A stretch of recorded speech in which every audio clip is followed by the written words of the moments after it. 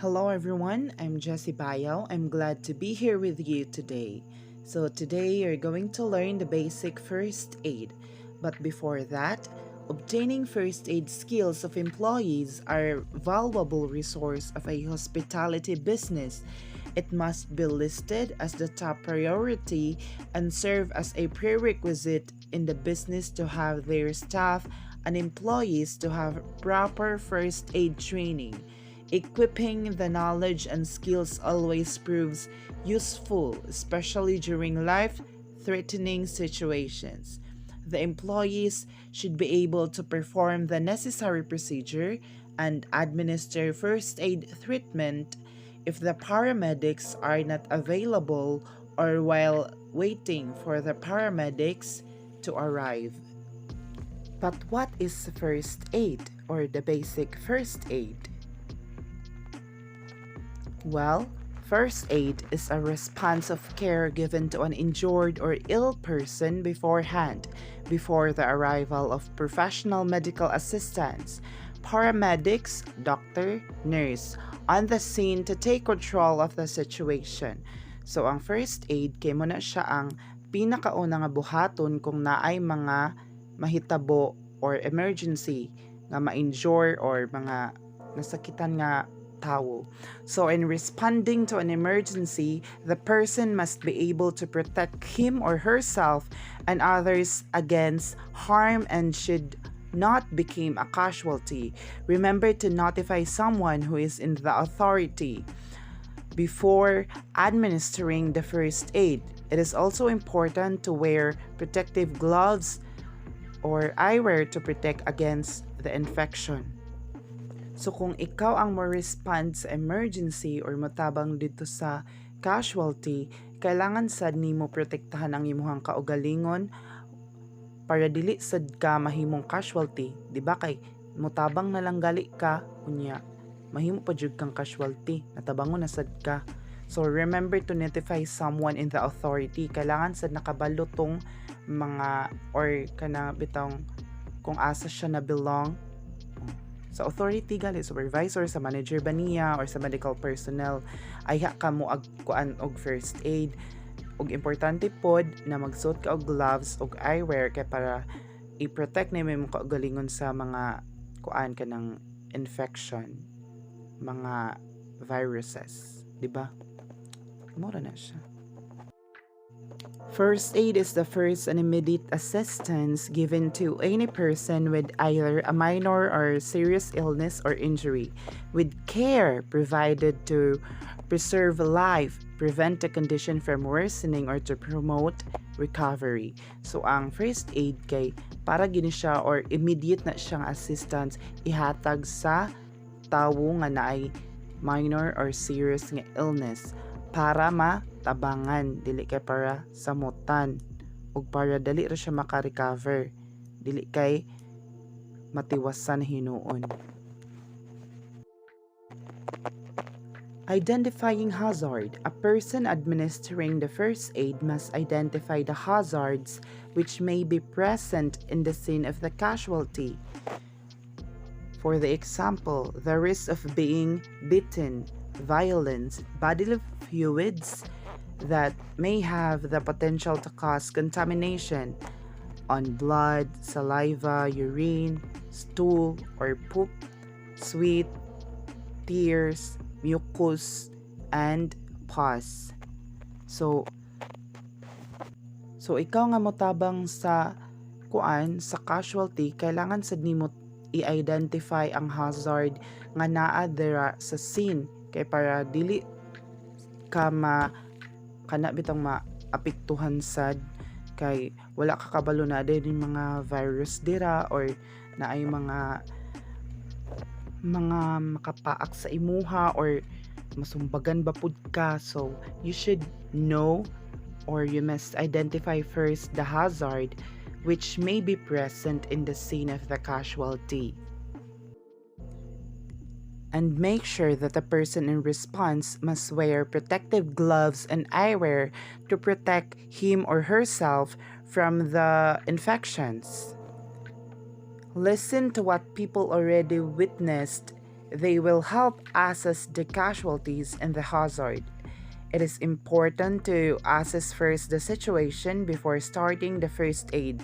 So ang katong mga tawo nga nakakita sa nahitabo kay importante sila or asset nimo sila kay para makabalo ka kung unsa imong buhaton kay sila man ang nakakita kung naunsa o nganong nahitabo man to siya nga casualty. And remember, casualties must not be moved until they have been assessed as being safe to move unless there is an immediate risk to further injure the casualties.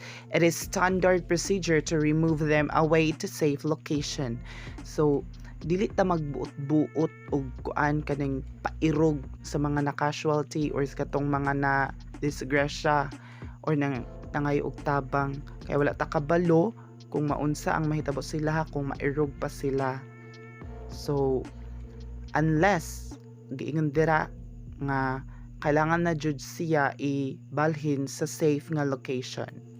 And these are the things that we can do to minimize the hazard. Uninjured bystanders. Tell them to move away from the hazard. So, kaning mga standers, muni sila ang mga chismosa or mga marites. Kana bitong kanang sa nahitabo sa naay nahitabo nga ko ang disgrasya naa sila didto pero wala sila labot sa nadisgrasya maski part sa pamilya wala sad sila labot marites lang jud sila nang li ra sila pahawaan na sila kay kuan wala ta kabalon sa mahitabo sa mga hazard nga naa didto sa kuan area. The next one is electricity. Ask the authority to turn off the power. So understandable kay siya, no? And number 3, if the situation become critical because of the rain or sunlight, provide cover to the person. So kung nadisgrasya sa or unsa ba nahitabo ang casualty sa gawas, unya init kaayo, so provide cover to the person. So tabunan pud intaw nato tong mga na-casualty or kung mag-ulan ba kay wala ta kabulo na ulian na to siya or kuan unya na heat stroke na hinon kay hastang inita, di ba? Casualty namatay na hinon ay charot lang. So mo to siya provide cover to the person kung it is direct rain or sunlight.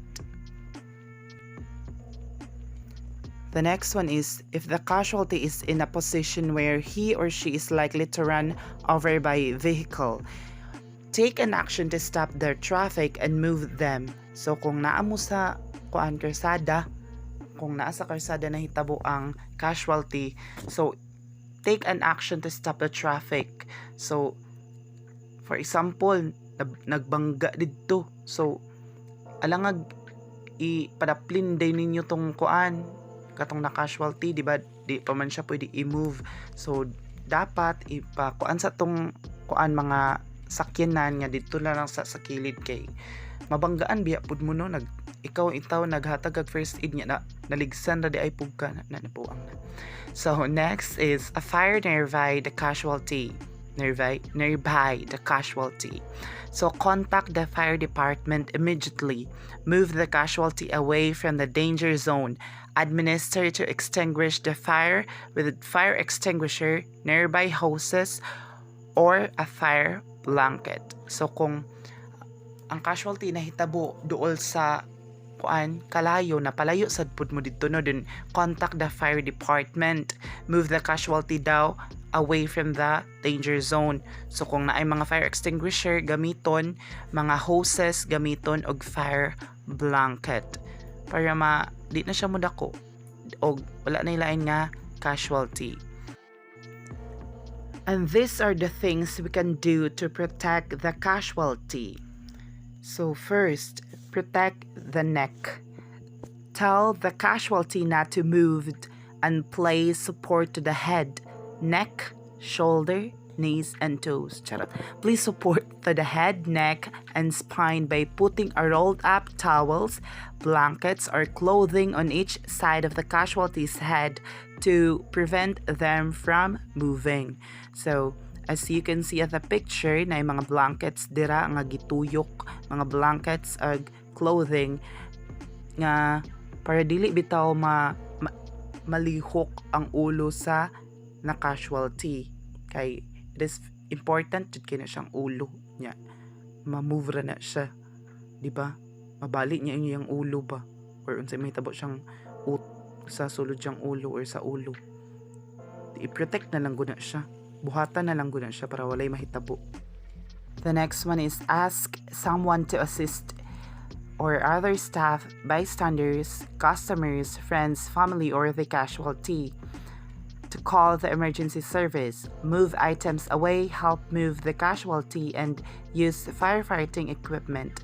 So, ang kaning ikaduha kay mangayo kag tabang nga mo-assist sa imuha.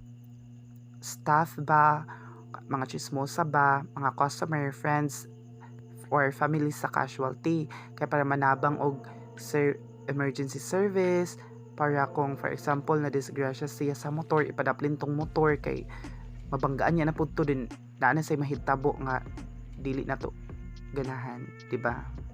Charot lang. Then mo to siya to move pod ang na casualty, kaya alangan ikaw ra mo aswat anang kuan na casualty, so mangayo kag tabang, and to use also the firefighting equipment. And the third one is carrying the casualty. This is applicable for one rescuer only. One of the examples of the types to pull the casualty is the ankle pull. This is the faster method to move away from the casualty, but not a preferred method. So, as you can see as the picture, gunitan niya ang ankle, then giguyod niya. Ankle pull gali siya ang tawag. But, it is not a preferred method. It may be faster, but it is not a preferred method. Kaya diba, protektahan na gali na to ang ulo niya. Giguyod na hinuni mo din. Guyod na hinuni ang ulo. Na nabuang na. So, it is not a preferred method, but it is one of the kaning type to pull the casualty. Second one is the shoulder pull. So this is a more preferred method to ankle pull. So mas preferred siya kaysa atong ankle pull because this supports the head, but it requires the rescuer to bend over at the waist while pulling. So dali siya pero kapoy pud siya sa magbira kay sakit daw sa ihang likod. Pero kadto taban sab kay na pwede ra na shoulder pull. So ang lubot ra iyang maguyod pero naka-protect gyapon ang ulo niya, which is the most important thing of all. And the last one is the blanket pull. This is the most preferred method to carry the casualty. So as you can see at the picture, gigamitan niya og blanket, murag iya siyang gipahigda bitaw sa blanket, then ayha niya i-pull. So di ba? Walay sakit. Kay na disgrasya na gali siya niya. Kuan pa jud mo pagbira. So mas preferred giding blanket pull. The next is assessing the vital signs. The acronym DRABC or Dr. ABC is the initial procedure when providing first aid to the victim. This ensures that further injury does not occur to the victim. The DRABC or Dr. ABC in the first aid means danger, response, airway, breathing, and circulation. D stands for danger. It means to check first the situation. Is it safe to approach the casualty? Look out for things like traffic, live electricity, or fall hazards. So, tan-awon nimo kung unsa ang naabitaw dito sa casualty kay basin kaning traffic dito, mabanggaan ka, or naay mga mahagbong hazard nga maka-harm sa imuha. To know more about this technique, roll VTR. Kapag kayo ay bystander sa isang aksidente at kayo ay tatawag sa isang emergency medical services gaya ng 911 UNTV. Maraming mahalagang impormasyon ang itatanong sa inyo ng emergency dispatcher. Malaki ang maitutulong nyo sa biktima kung malalaman nyo ang level of consciousness niya at kung nag-check kayo ng ABC. Gaya ng natutunan natin, to check the level of consciousness, gamitin ang AVPU. A. Alert. Alerto ba ang biktima? V. Verbal stimuli. Nagre-react ba sa boses mo ang biktima? P. Painful stimuli. Nagre-response ba ang biktima sa pain? Halimbawa kapag kinurot. O unresponsive. Wala bang malay o response ang biktima? Kapag idineklarang unresponsive ang pasyente, sunod na mahalagang magawa ay i-check ang CAB, circulation, airway, and breathing. C for circulation. Tignan kung may pulso ang biktima. Alamin din kung may sign of severe bleeding.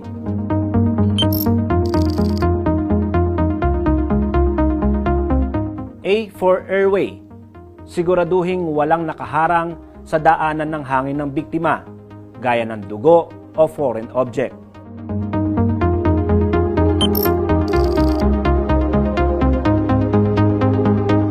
B for breathing. Tingnan kung umaangat at bumababa ang dibdib ng biktima.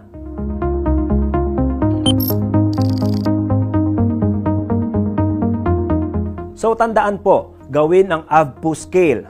Alert, verbal, pain, and unresponsive. At pagkatapos naman, kung unresponsive ang patient, ay ang CAB checking, circulation, airway, and breathing. Malaki ang maitutulong nyo sa mga parating na medical responder kung kayo bilang bystander ay alam at nagawa ang mga bagay na ito upang matulungan ang isang biktima ng aksidente. Once again, I'm Jessica Sopayaw. Thank you for listening.